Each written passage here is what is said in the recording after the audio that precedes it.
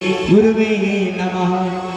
ओम कर्पूरगौरं करुणावतारं संसारसारं भुजगेन्द्रहारं सदा वसन्तं हृदयारविन्दे भवं भवानी सहितं नमामि। मनोजवं मारुतुल्यवेगं जितेन्द्रियं बुद्धिमतां वरिष्ठं वातात्मजं मारयोतमुख्यं श्रीरामदूतं शरणं प्रपद्ये। या देवी सर्वभूतेषु शक्तिरूपेण संस्थिता नमस्तस्यै नमस्तस्यै नमस्तस्यै नमो नमः। बोलिए सियापति रामचंद्र महाराज की। अकारण करुणा वरुणालय भगवान श्री राघवेंद्र के चरणों में प्रणाम। वाम भाग में विराजमान मां जानकी के श्री चरणों में वंदन और उमापति महादेव श्री खीरेश्वर महादेव खीरेश्वरी मैया के चरणों में साष्टांग श्री हनुमान जी महाराज जी के चरणों में प्रणाम। गोस्वामी तुलसीदास जी महाराज जी के चरणों में वंदन और वाल्मीकि महाराज जी के चरणों में नमन और स्थान देवता श्री भुइयारी बाबा और भवानी माता के चरणों में प्रणाम। और इस बरगदाहा गांव के जितने देवी देवता गण विराजमान है इस पावन कथा दिव्य पंडाल में उन सभी के चरणों में इस दास से का कोटि कोटि प्रणाम। समस्त देवी देवतागण अपनी कृपा दृष्टि हम सभी बालकों पर बनाए रखे ऐसी प्रार्थना है। आइए हम सभी के मध्य में श्री खीरेश्वर महादेव मंदिर के सेवक परम आदरणीय श्री परीक्षित सिंह जी हम सभी के मध्य में है। उनकी सुमधुर वाणी से हम सभी लोग भगवान के दिव्य में वांग्मयी प्रतिमूर्ति श्री रामचरितमानस के प्रसंगों को श्रवण करेंगे और बाबा के प्रागट्य उत्सव को जानेंगे और श्री खीरेश्वर बाबा की महिमा को जानेंगे। और ये हमारे जिले में ही स्थित है। आप सभी लोग जब जाएंगे बाराबंकी बाईपास बाराबंकी अंदर न जाते हुए जो नई वाली एजेंसी उससे थोड़ा हम आगे बढ़ेंगे तो बाएं साइड में खीरेश्वर महादेव का मंदिर है। कुछ लोग कुछ भक्त यहाँ पर जानते भी हैं लेकिन वो कभी गए नहीं हैं क्योंकि बाबा की जब कृपा होती है और बाबा की कृपा हुई और हम सबका परम सौभाग्य कि स्वयं खीरेश्वर महादेव चलकर यहाँ पर आए कि आप हमको जानिए और हमारे पावन दिव्य दरबार में पधारिए। तो हम सभी के मध्य में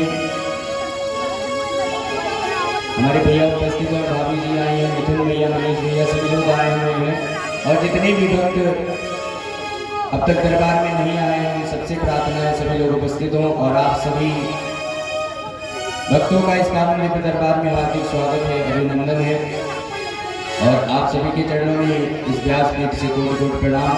आप सभी अपना आशीर्वाद बनाए रखिए और आइए हम सभी लोग भगवान की दिव्य अमृतमयी गाथा को सुनेंगे। आप सभी जानते हैं कि भगवान की कथा को श्रवण करने से पहले हम भगवान के उस पावन दिव्य नाम को श्रवण करते हैं। चूंकि आज खीरेश्वर महादेव स्वयं पधारे हुए हैं तो बाबा का एक स्लोगन है, हमारे खीरेश्वर महादेव का एक स्लोगन है।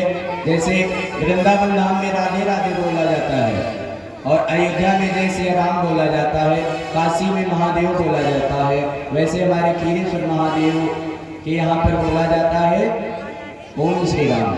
तो आइए उस मंत्र का हम सभी लोग जाप करेंगे क्योंकि नानक नाम जहाज है चढ़े सो उतरे पार।